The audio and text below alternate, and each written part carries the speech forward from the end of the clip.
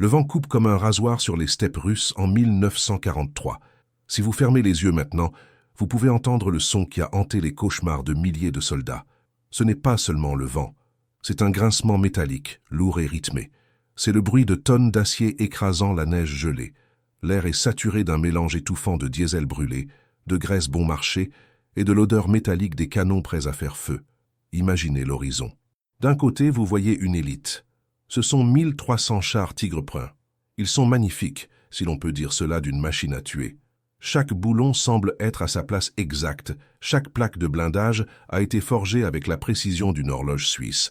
C'est le summum de l'ingénierie allemande. Un bijou technologique qui a coûté des fortunes. Mais ils sont seuls. Maintenant, regardez de l'autre côté.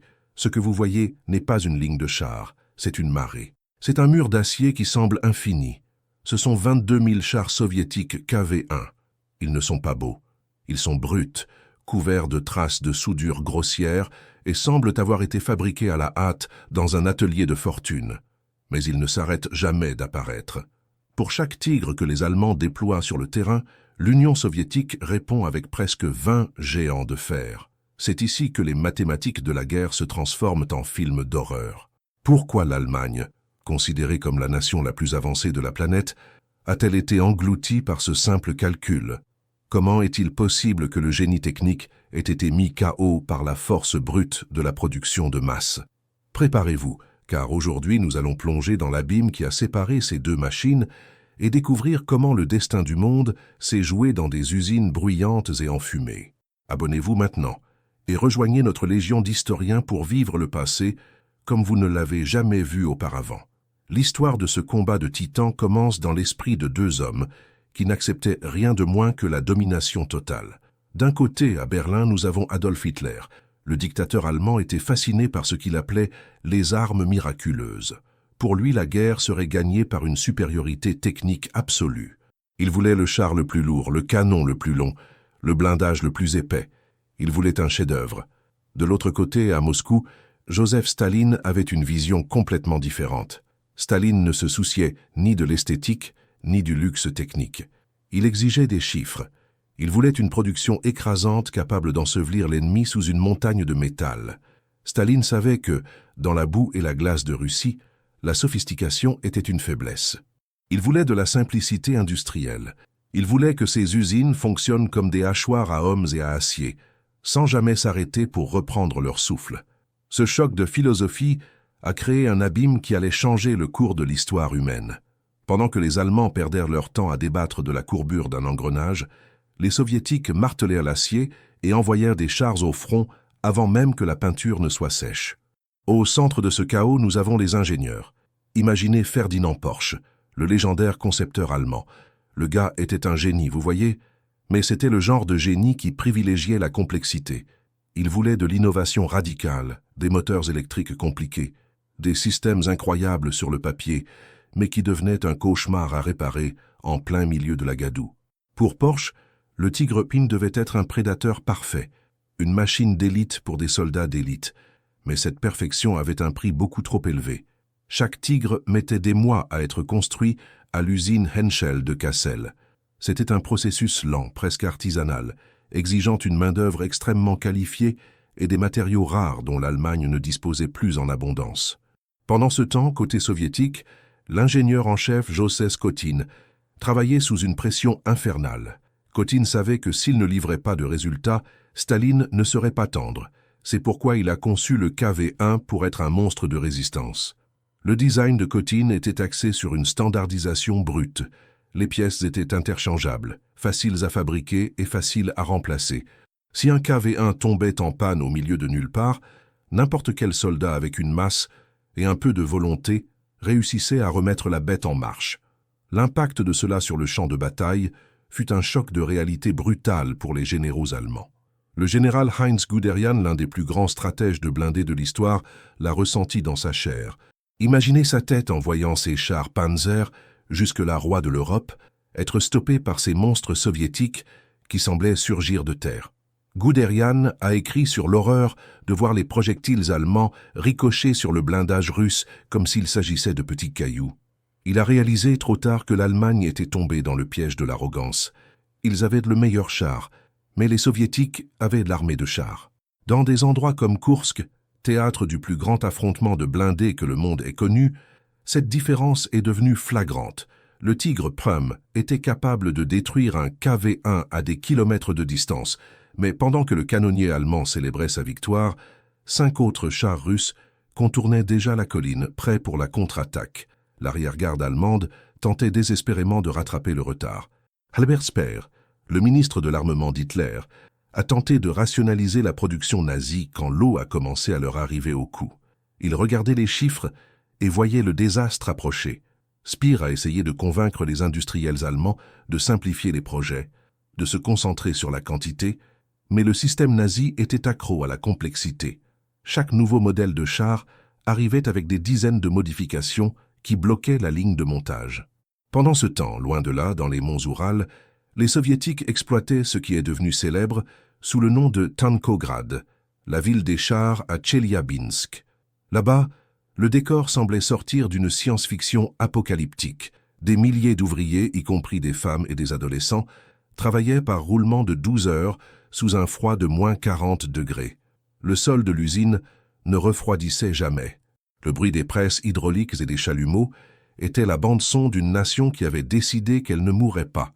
À Tankograd, le KV-1 n'était pas seulement une arme, c'était un symbole de résistance nationale.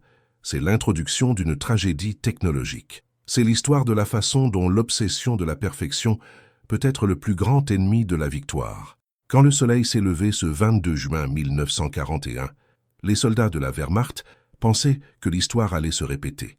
Ils avaient avalé la France en quelques semaines et croyaient que l'Union soviétique s'effondrerait comme un château de cartes. L'ambiance chez les Allemands était à la fête, presque une promenade de santé avant la victoire finale. Mais ce qu'ils ne savaient pas, c'est qu'ils allaient se heurter à un fantôme d'acier qui n'existait même pas dans leur pire cauchemar. Imaginez la scène. Vous êtes un canonnier allemand, entraîné, avec la meilleure technologie d'Europe entre les mains. Soudain, au milieu de la poussière des routes de Lituanie, surgit une silhouette carrée, brute, immense. C'était le KV-1. Les Allemands ont commencé à tirer avec leurs canons de 37 mm, qui était le standard de l'époque. Et vous savez ce qui s'est passé? Rien, absolument rien. Les projectiles frappèrent le blindage russe et ricochaient avec un bruit métallique à vous glacer le sang. Les soldats allemands, avec cet humour acide propre à ceux qui sont en première ligne, ont surnommé leur propre canon le frappe-porte, parce que la seule chose qu'ils faisaient, c'était prévenir le russe qu'ils étaient là. Ce choc de réalité a été un coup de poing à l'estomac pour Heinz Guderian. Lui, le père de la guerre éclair, Blitzkrieg, a vu ses chars Panzer être traités comme des jouets en plastique. Le cas le plus bizarre s'est produit près d'une ville appelée Raseiniai.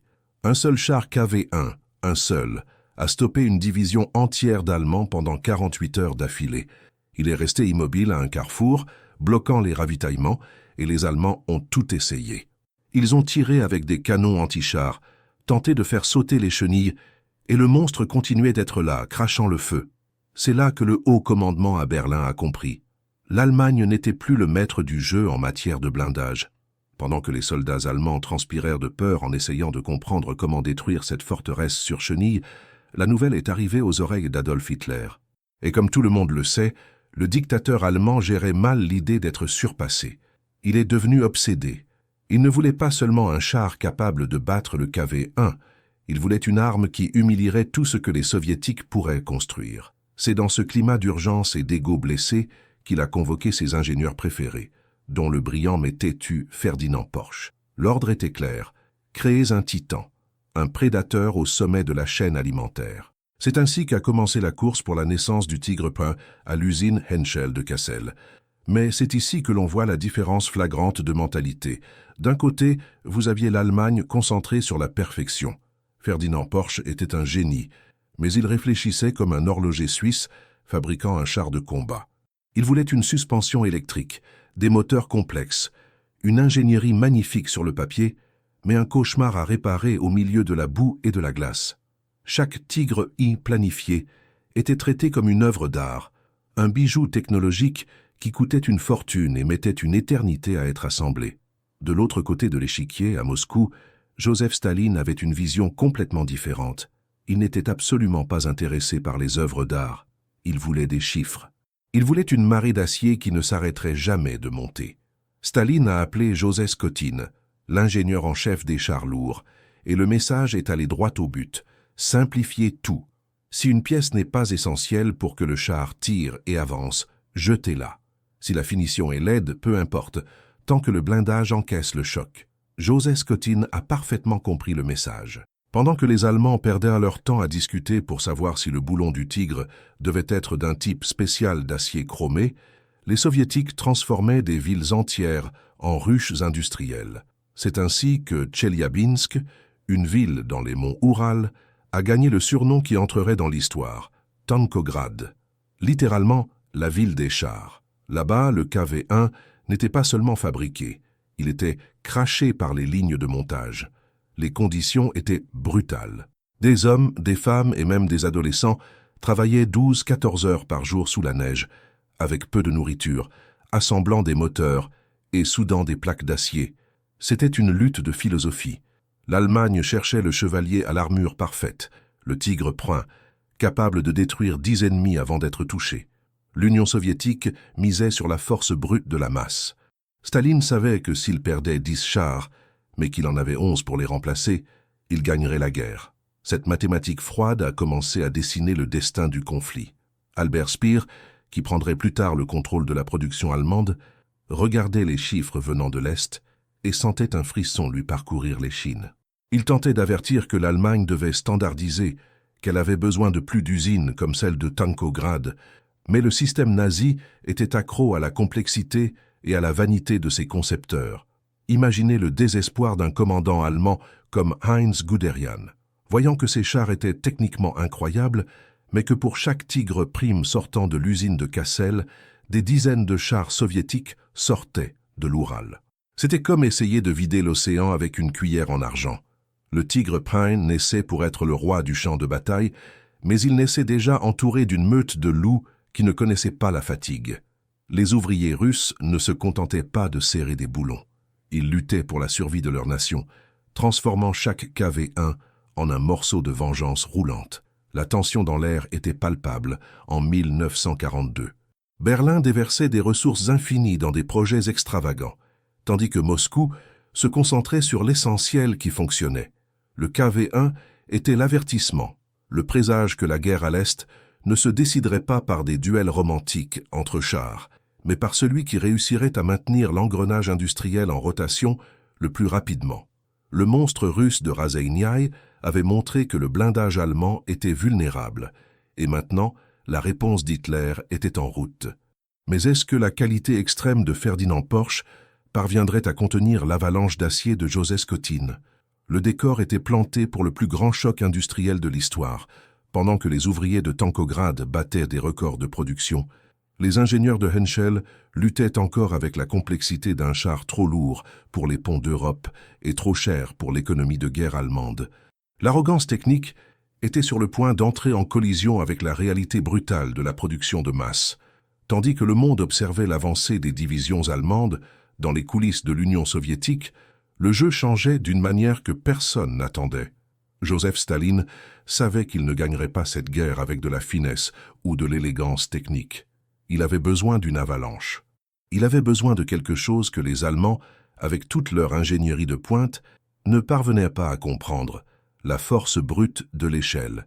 C'est ainsi qu'est né l'un des plus grands exploits industriels de l'humanité, un miracle opéré au milieu de la glace et du désespoir.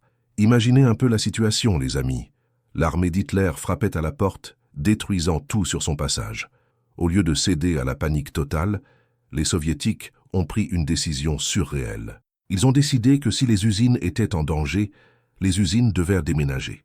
Des milliers de trains ont commencé à traverser les steppes, transportant des machines gigantesques, des outils et des millions d'ouvriers. La destination? Les monts Oural, un endroit si lointain et si froid que les bombardiers allemands n'auraient même pas l'idée d'y arriver. C'est là, dans une ville appelée Tcheliabinsk, que le monde a vu surgir ce qui est devenu célèbre sous le nom de Tankograd, la ville des chars. Le nom n'était pas une plaisanterie. L'endroit s'est transformé en une fourmilière humaine concentrée sur un seul objectif, cracher de l'acier à la figure de l'ennemi. Mais oubliez cette image d'usine propre et organisée que l'on voit de nos jours. Tankograd était le concentré pur du chaos et de la survie. Le décor ressemblait à un film d'horreur industrielle. Le froid dehors atteignait 40 degrés sous zéro. L'huile des machines gelait. Le métal collait à la peau des ouvriers et en arrachait des morceaux s'ils ne faisaient pas attention. Et qui étaient ces ouvriers? La plupart des jeunes hommes étaient partis au front. Alors, ceux qui restaient pour assembler les chars étaient des femmes, des personnes âgées et, chose incroyable, des adolescents de 13 ou 14 ans. Pensez à la scène. Un garçon à peine sorti de l'école, debout sur une caisse en bois parce qu'il n'était pas assez grand pour atteindre la manivelle d'un tour mécanique. Il travaillait 16 heures par jour, dormant sous sa propre machine pour ne pas perdre de temps et pour essayer de capter un peu de la chaleur résiduelle du moteur. La nourriture consistait en un morceau de pain noir et une soupe claire qui trompait à peine l'estomac. C'était un effort surhumain poussé par la peur de Staline et la haine envers les envahisseurs. Au centre de ce tourbillon se trouvait Józef Kotin, l'ingénieur en chef qui avait une vision totalement opposée à celle des Allemands. Kotin ne cherchait pas à créer une œuvre d'art. Il se fichait de savoir si le char était beau ou si la finition était parfaite. Il avait une philosophie directe. Si une pièce n'est pas essentielle pour que le char avance et tire, on la jette. Il a simplifié le KV1 à l'extrême. Pendant que les Allemands, à l'usine Henschel, perdèrent des heures à polir des engrenages et à tester des systèmes complexes, Kotin et son équipe à Tankograd faisaient l'inverse. Les soudures étaient épaisses, laides et apparentes. L'intérieur du char était étroit, bruyant, et sentait le diesel et la sueur. Il n'y avait aucun luxe. Mais vous savez quoi? Ça fonctionnait. Le KV1 était un monstre d'acier brut qui pouvait être réparé avec une masse et un peu d'imagination au milieu de la boue. Staline était le moteur sombre derrière tout cela. Il appelait les directeurs d'usine et leur disait clairement « Si le quota de production n'était pas atteint, c'était le peloton d'exécution ou l'exil en Sibérie. » Il ne tournait pas autour du pot. Il ne voulait pas entendre d'excuses sur le manque de pièces ou le froid intense. Il voulait des chiffres. Il disait que la quantité a une qualité propre. Et il avait raison. Pendant que les Allemands fabriquaient un Tigre IM avec le soin d'un horloger suisse, les Soviétiques livraient 10, 20, 30 KV1 d'un coup. Le contraste était frappant. D'un côté, la sophistication coûteuse et lente de Ferdinand Porsche et des ingénieurs nazis. De l'autre, la production de masse, rustique et imparable de Józef Kotin. À Tankograd, la ligne de montage ne s'arrêtait jamais. Les lumières restaient allumées 24 heures sur 24, créant un éclat fantomatique au milieu de la neige russe. Le bruit était assourdissant, le martèlement constant de marteaux géants, le sifflement des soudures et le vrombissement des moteurs testés. La philosophie soviétique était celle de la guerre totale. Ils savaient qu'un char sur le champ de bataille avait une durée de vie courte. Pourquoi passer des mois à fabriquer un char parfait s'il peut être détruit en 5 minutes par une mine ou un canon anti-char? Le plan était d'inonder le champ de bataille. Si les Allemands détruisaient un KV1, 3 autres apparaissaient à sa place. C'était comme essayer de sécher de la glace avec un chiffon mouillé. Cette mentalité de production de masse a changé le visage de la guerre. Le KV1 n'était pas seulement une arme, c'était le symbole de la résistance d'un peuple prêt à tout sacrifier, y compris sa propre humanité, pour inverser la tendance. Les femmes de Tankograd, les mains calleuses et le visage noir de graisse, fabriquèrent la défaite d'Hitler sans tirer un seul coup de fusil. Elles gagnaient la guerre à force de soudures et d'acier. Chaque jour qui passait, l'écart entre la réalité allemande et soviétique se creusait. Pendant qu'Albert Speer tentait désespérément d'organiser le chaos bureaucratique des usines allemandes pour essayer de rivaliser, les soviétiques avaient déjà standardisé chaque boulon du KV1. Si un char tombait en panne au milieu de nulle part, le mécanicien pouvait prendre une pièce sur un autre char détruit et tout s'emboîtait parfaitement. En Allemagne, chaque char semblait unique, ce qui faisait de la maintenance un cauchemar logistique. L'odeur de métal brûlé et la chaleur des fournaises de Tankograd étaient le signe que le vent tournait. L'optimisme initial des généraux allemands, comme Heinz Guderian, a commencé à se transformer en une inquiétude profonde. Ils ont réalisé qu'ils ne luttaient pas seulement contre une armée, mais contre une machine industrielle qui ne ressentait ni la douleur ni la faim et ne s'arrêtait jamais. L'arrogance technique allemande avait rencontré son pire ennemi, la simplicité russe.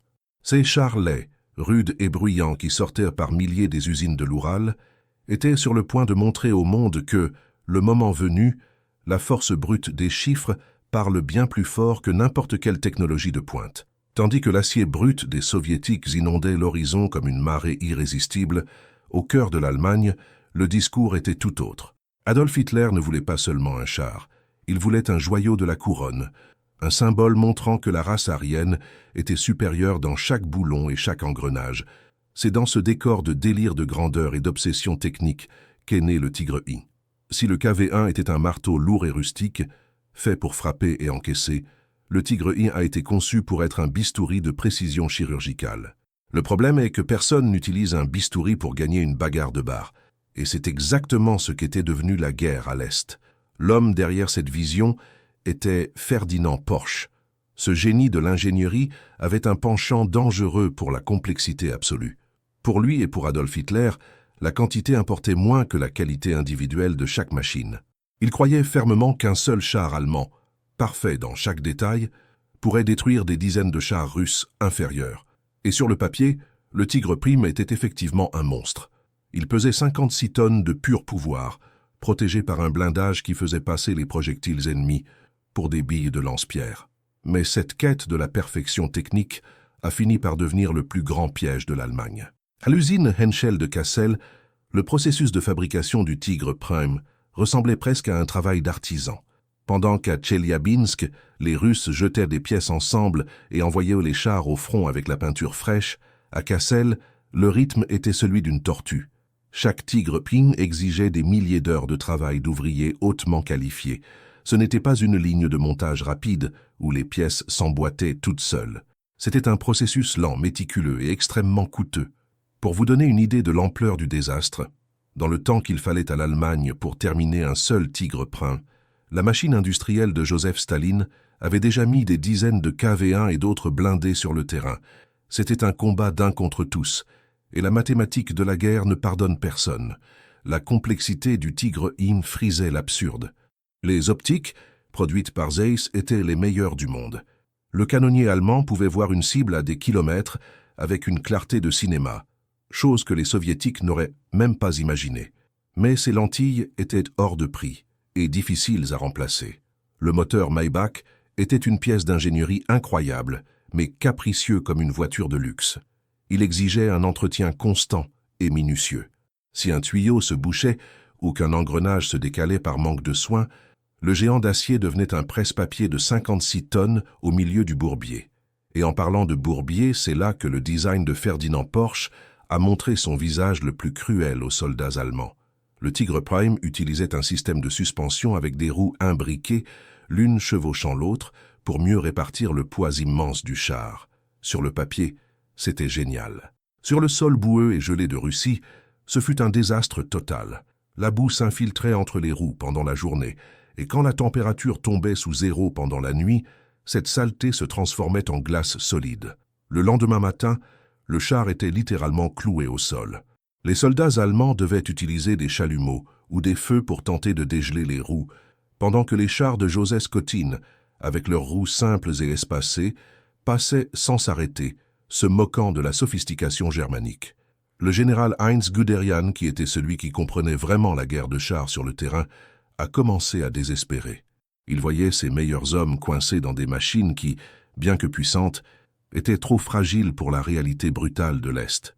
Il envoyait des rapports à Berlin avertissant que la complexité tuait l'armée, mais Adolf Hitler ne voulait rien entendre. Le dictateur était amoureux de son nouveau jouet. Pour lui, le Tigre Prime était la preuve du génie allemand, et il continuait d'exiger plus d'innovation, plus de poids et plus de complexité, ce qui ne faisait qu'empirer la situation dans les usines. Albert Speer, le ministre de l'Armement, tentait désespérément de rationaliser la production. Il voyait que l'Allemagne gaspillait des ressources précieuses dans des projets impossibles à maintenir à grande échelle. Tandis que l'Union soviétique avait tout standardisé, facilitant la réparation des chars sous le feu, chaque Tigre Prime semblait avoir ses propres caprices. Si une pièce cassait, souvent celle d'un autre Tigre du même modèle ne convenait pas. C'était un cauchemar logistique qui consumait le temps et la patience des mécaniciens sur la ligne de front. Dans les steppes russes, le Tigre Prime est devenu une légende de terreur pour les Alliés et les Soviétiques, c'est vrai. Quand l'un de ces monstres apparaissait à l'horizon, la panique était générale. Il parvenait à détruire des chars ennemis avant même d'être repéré. Mais la réalité était que pour chaque Tigre Prüm arrivant au combat, 3 ou 4 autres étaient immobilisés en chemin par des problèmes mécaniques ou un manque de pièces. L'Allemagne avait créé un champion de boxe poids lourd, mais à la santé fragile et ayant besoin d'un médecin personnel en permanence. Les Soviétiques, eux, avaient une armée de combattants de rue qui ne ressentaient pas la douleur et ne s'arrêtaient pour rien. Le choc de ces deux philosophies atteindrait son paroxysme dans des endroits comme Koursk. Là-bas, la précision allemande et la force brute soviétique se rencontreraient dans une étreinte mortelle. Le Tigre Prüm était une œuvre d'art, une déclaration de puissance, mais il était au mauvais endroit, au mauvais moment. C'était une montre suisse utilisée comme marteau sur un chantier de construction. La quête de la perfection avait aveuglé le commandement allemand sur le fait que, dans la guerre totale, la simplicité qui fonctionne est 1000 fois préférable à la technologie qui flanche. Pendant que les ingénieurs à Moscou et dans l'Oural simplifiaient de plus en plus leurs projets pour gagner en vitesse, à Berlin, l'ordre était de compliquer.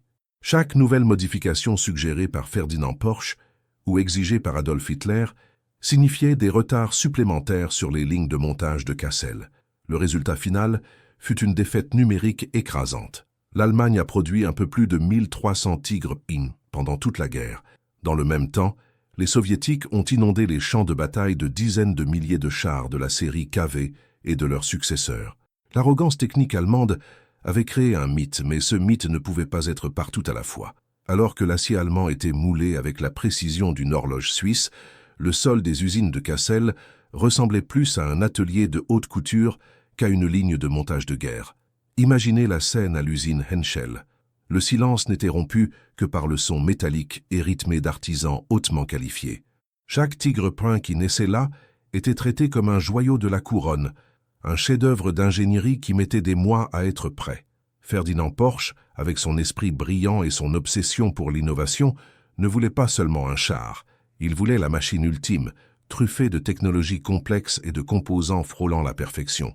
Mais c'est là que résidait le danger. Pour les Allemands, construire un char était presque un rituel sacré, un travail manuel où chaque vis devait être millimétriquement en place. C'était beau à voir, mais au moment où les choses se gâtaient sur le champ de bataille, cette perfection devenait une encre trop lourde à porter.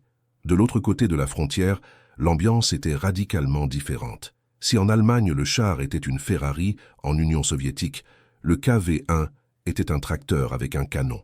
À Tcheliabinsk, un endroit connu sous le surnom de Tankograd, ou la ville des chars, le rythme était frénétique et brutal.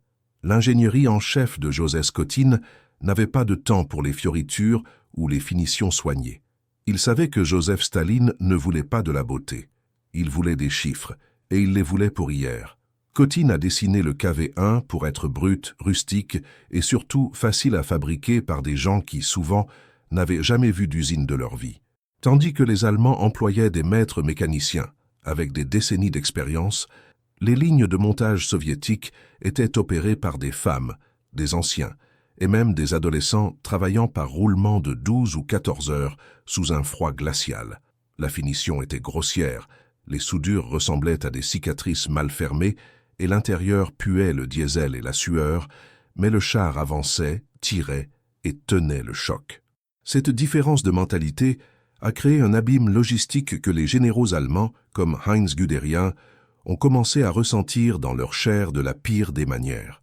Guderian voyait ses chars tigres immobilisés au bord de la route pour des problèmes mécaniques stupides. Si une pièce complexe du Tigre cassait, c'était la galère.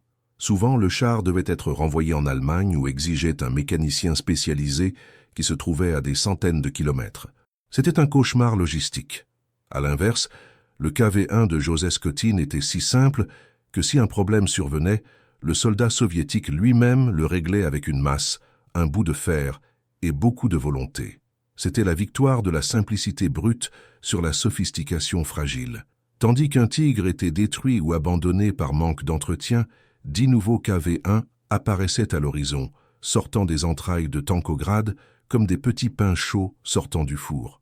Albert Speer, l'homme qu'Hitler avait chargé de l'armement, a compris le pétrin dans lequel l'Allemagne s'était fourrée. C'était un homme intelligent, et il voyait les rapports de production arriver sur son bureau, avec une immense inquiétude. Speer a tenté d'avertir, de dire que l'Allemagne devait simplifier, qu'elle avait besoin d'une véritable production de masse, standardisée, sans tant de chichi technique. Il regardait ce que faisaient les Soviétiques et comprenait que la guerre moderne ne se gagnait pas seulement par la qualité, mais par une inondation de métal.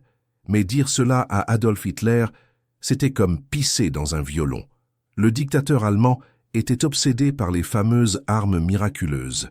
Pour lui, un tigre valait 10 chars ennemis, et il croyait dur comme fer que la supériorité technique allemande humilierait la quantité russe. Hitler ignorait la mathématique de base de la guerre totale.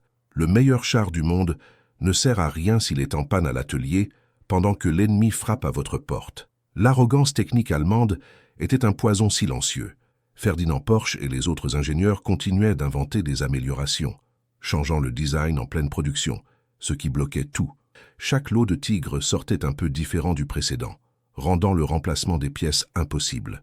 Pendant ce temps, à Moscou, les ordres de Joseph Staline étaient courts et nets. N'arrêtez pas les machines. Si le char fonctionnait, il n'y avait aucune raison de changer. La standardisation soviétique était poussée à l'extrême. Les pièces d'un KV-1 allaient sur un autre et encore un autre. Cela créait une chaîne d'approvisionnement qui ne cessait jamais de couler. C'était le combat d'un artisan solitaire contre une usine géante qui ne dort jamais. Le contraste était lunaire. En Allemagne, les ouvriers traitèrent l'acier comme de la soie, polissant des surfaces que personne ne verrait jamais. En Union soviétique, la devise était « le bon assez ». Si le canon tirait et que le blindage encaissait, le reste était du détail. Cette philosophie de guerre totale a transformé le paysage russe. Les usines de Tcheliabinsk n'étaient pas seulement des lieux de travail, c'étaient des temples du sacrifice. Les gens dormaient à côté des machines, mangeaient ce qu'ils pouvaient et continuaient d'assembler les monstres d'acier de Joseph Kotin. Ils savaient que chaque KV-1 qui sortait de la ligne de montage était un clou de plus dans le cercueil de l'ennemi. La quantité commençait à avoir une qualité propre, une force écrasante qu'aucun brio individuel allemand ne pouvait contenir. Heinz Guderian envoyait des messages désespérés à Berlin, rapportant que la résistance russe ne cessait de croître. Il voyait ces hommes épuisés, essayant de réparer des machines trop complexes pour la boue et la neige de la steppe russe. Le Tigre Prüm était une bête redoutable, personne ne le nie, mais c'était une bête qui exigeait trop. C'était comme avoir un pur sang de course dans un rodéo au milieu de la gadoue. Il peut être rapide, mais il finira par se casser une jambe. Pendant ce temps, les KV-1 étaient comme des mules de bas, têtues, lentes, mais qui ne s'arrêtaient devant rien. À chaque kilomètre parcouru par les Allemands, la logistique devenait plus difficile, et l'ombre de la production soviétique devenait plus longue et terrifiante. Albert Speer tentait désespérément de rationaliser l'industrie, mais la structure nazie était un chaos d'ego et de bureaucratie.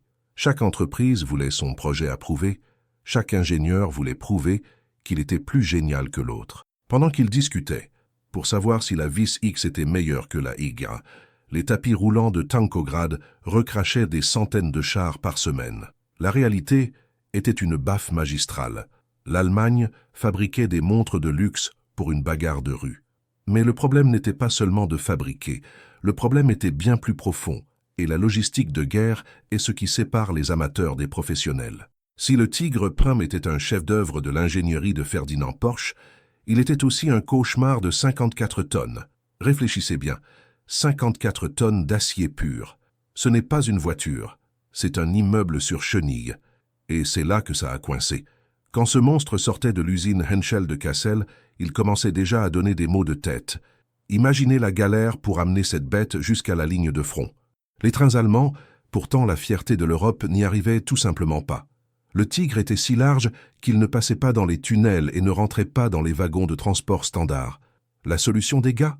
Ils devaient changer les chenilles du char chaque fois qu'ils le mettaient sur un train. Ils enlevaient les chenilles de combat, larges et lourdes, pour mettre des chenilles de transport plus fines. C'était un boulot de titan, les amis. Les soldats restaient là, dans le froid, à taper à la masse et à suer sang et eau juste pour charger le char. Et arrivés à destination, ils devaient tout refaire dans l'autre sens. Pendant ce temps, le KV-1 de Joseph Kotin arrivait déjà près d'usine pour rouler sur les voies ferrées russes. Il était lourd, certes, mais il avait été conçu avec les pieds sur terre en pensant à la réalité du terrain et non à une perfection de laboratoire. Et en parlant de terrain, C'est ici que la nature entre en scène pour donner une leçon de morale à l'arrogance humaine. Il existe un phénomène en Russie appelé Rasputitsa. En gros, 2 fois par an, le sol devient une bouillie de boue qui engloutit tout sur son passage. Ce n'est pas une petite boue de pluie d'été, non. C'est un océan de boue noire et visqueuse qui arrive à hauteur de poitrine d'homme. Et c'est dans ce décor que le rêve d'Adolf Hitler a commencé à sombrer, littéralement. Le Tigre Puma, avec toute sa technologie et sa suspension complexe, était une diva. Ses roues étaient imbriquées, ce qui donnait une stabilité incroyable et un tir précis. Mais vous savez ce qui arrive quand vous jetez de la boue et de la glace dans un mécanisme rempli de petites roues superposées? Tout se bloque. La boue entrait là-dedans, gelait pendant la nuit et le lendemain matin, le char était cloué au sol, immobile comme une statue. Les mécaniciens allemands désespéraient, tentant de dégeler le système avec des chalumeaux et des feux, pendant que les soviétiques passaient tranquillement avec leur KV-1. Joseph Skotin n'était pas idiot. Il savait que la Russie ne pardonne pas les erreurs. Le KV-1 avait une suspension plus simple, rustique, mais qui tenait le coup. Il n'était pas beau. Il n'avait pas le glamour du design de Ferdinand Porsche, mais il avançait. Et à la guerre, le char qui avance et qui tire gagnera toujours sur le char arrêté et en panne, aussi technologique soit-il. Heinz Guderian, le général allemand maître de la guerre éclair, l'a senti passer. Il voyait ces chars tigres, qui coûtaient une fortune et prenaient des mois à fabriquer, rester en arrière parce qu'un petit pont de bois dans la campagne russe ne supportait pas leur poids. Pensez au désespoir d'un commandant. Vous avez la machine la plus puissante du monde sous vos ordres, mais vous ne pouvez pas traverser une rivière parce que le pont va s'écrouler. Le Tigre Pmam était si lourd que la plupart des ponts d'Europe de l'Est ne tenaient tout simplement pas le choc. Les Allemands devaient prévoir des itinéraires gigantesques, faisant des détours de centaines de kilomètres, juste pour trouver un chemin où le sol ne se dérobait pas. Pendant ce temps, le KV-1 coupait à travers tout.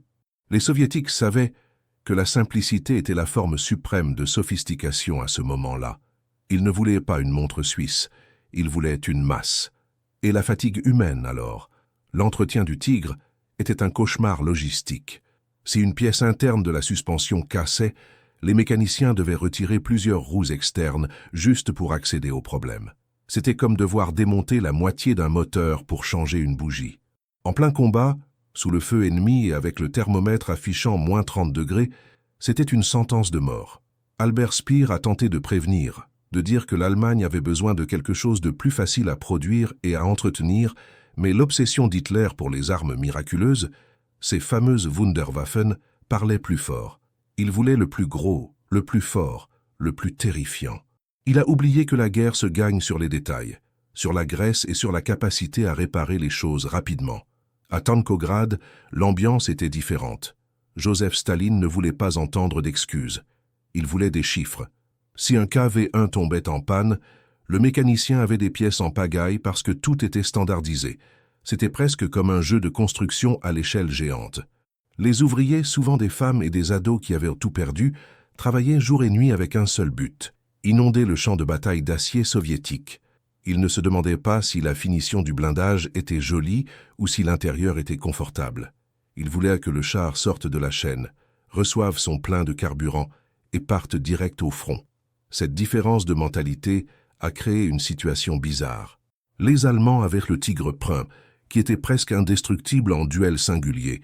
Il pouvait détruire un KV-1 à des kilomètres. Mais pour chaque Tigre arrivant sur le terrain, les Soviétiques envoyaient 10, 20, 30 KV-1. C'est comme l'histoire du boxeur.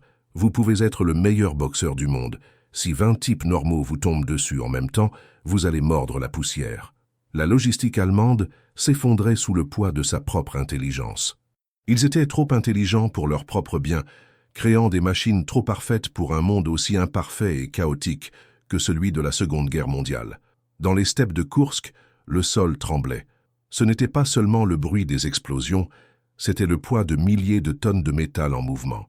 Mais pendant que les Allemands regardaient à l'horizon et voyaient un nuage de poussière et de fumée infinie, les Soviétiques regardaient à côté d'eux et voyaient que, malgré les pertes, la file de chars derrière eux restait immense. La logistique du cauchemar n'était pas seulement une affaire de boue ou de pont qui s'écroulait, la boue russe n'a de pitié pour personne. Imaginez un décor où le sol ressemble à une gélatine marron qui engloutit tout. des bottes des soldats aux tonnes d'acier des chars. Le froid qui gerce le visage coupe la peau comme une lame, et l'air sent le mélange de diesel brûlé, de métal oxydé et l'odeur âcre de la mort qui semble ne jamais partir. C'est dans ce décor de cauchemar que l'on comprend pourquoi la guerre ne s'est pas gagnée seulement avec des canons, mais avec des tournevis et des masses. Imaginez que vous êtes un mécanicien allemand, épuisé, sans sommeil depuis des jours, essayant de réparer un Tigre Prime au milieu de nulle part. Ce char est un chef-d'œuvre, n'est-ce pas? C'est le rêve d'Adolf Hitler, une machine que Ferdinand Porsche a conçue pour être imbattable. Mais voilà le problème. Il est trop complexe pour le monde réel. Le Tigre utilise un système de roues imbriquées pour répartir un poids absurde de près de 60 tonnes. Sur le papier, c'est brillant. Dans la boue gelée de la steppe, c'est l'enfer sur Terre. Quand la boue s'insinue entre ses roues et gèle la nuit, le char ne bouge plus d'un pouce. Il devient une statue d'acier de millions de Reichsmark. Et si l'une des roues internes casse? Là, c'est le désespoir total. Pour atteindre une seule roue interne, le mécanicien doit retirer 3 ou 4 roues externes. C'est un puzzle maudit réalisé sous le feu ennemi, les mains collant au métal gelé et le son des tirs soviétiques se rapprochant sans cesse. Le Tigre Prime était un bijou, mais les bijoux sont fragiles et difficiles à polir quand vous êtes au milieu d'une fusillade. Pendant que le mécanicien allemand pleure de frustration, de l'autre côté de la ligne, le décor est tout autre. Le KV-1 soviétique n'est pas beau. Il n'a pas la finition soignée de l'usine Henschel de Kassel. Il est brut, carré, on dirait qu'il a été sculpté à coups de hache. Mais Joseph Skotin savait exactement ce qu'il faisait. Il a conçu un char pour être utilisé par des paysans qui, quelques mois plus tôt, tenaient une charrue et non un manuel d'ingénierie avancé. Si un KV-1 casse une chenille, les Soviétiques n'ont pas besoin d'outils de précision mettant des semaines à arriver de Berlin. Ils utilisent la force brute. Tout se règle à la masse, à la sueur, et avec des pièces qui vont sur presque n'importe quel autre char de la flotte. La standardisation que Joseph Staline a exigée d'une main de fer a transformé l'armée rouge en une hydre. Vous coupez une tête, 2 autres surgissent. Vous cassez un KV-1 et le mécanicien soviétique fait un système D de génie avec des pièces d'un char détruit juste à côté. Et en 1 heure, la machine crache à nouveau le feu. Heinz Guderian, ce général allemand maître de la guerre éclair, le ressentait douloureusement. Il envoyait des rapports désespérés à Berlin, prévenant que la qualité technique allemande était noyée sous la quantité océanique des soviétiques. Mais Hitler ne voulait pas écouter. Il était obsédé par les Wunderwaffen. Pour lui, un Tigre valait 10 chars russes. Mathématiquement, il avait peut-être raison sur un terrain d'essai propre, mais dans la guerre totale, le calcul est différent. Le Tigre Prime était si cher et difficile à produire que l'Allemagne n'a réussi à en mettre que 1300 sur le terrain pendant toute la guerre.